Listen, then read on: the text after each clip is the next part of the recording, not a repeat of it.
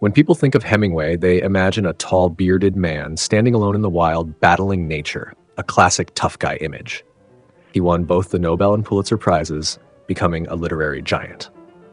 They say behind every successful man is a great woman, but in Hemingway's case, there were five. These five women who shaped Hemingway are like his famous iceberg theory, hidden beneath his achievements and largely forgotten. Hemingway's father was a doctor who loved the outdoors, often taking his kids hunting, camping, and fishing.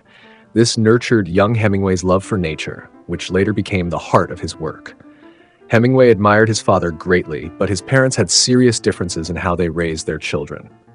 Hemingway's mother wanted him to be a refined gentleman of high society, not someone who played in the dirt. Her strict approach was suffocating, and he longed for his father to stand up to her. In an era where husbands usually had the final say, it was his mother who ruled the Hemingway household. Hemingway's mother was once accepted as a soprano for the Metropolitan Opera. Back then, a successful singer was as popular as today's top stars like Taylor Swift or Rihanna, with both high status and wealth. She was a strong Victorian-era woman.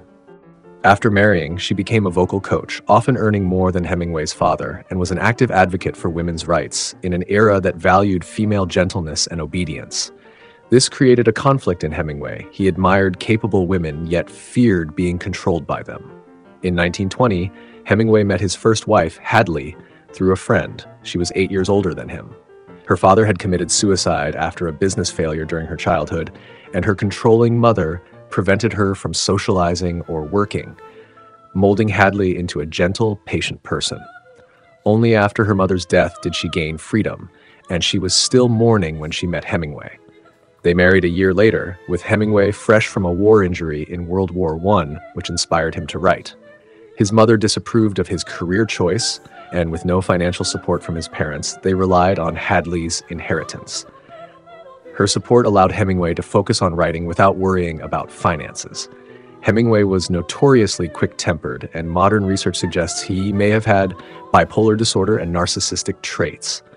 He demanded silence from Hadley while writing, controlling every aspect of their relationship, and she patiently supported him emotionally and financially. But loyalty held little value to Hemingway.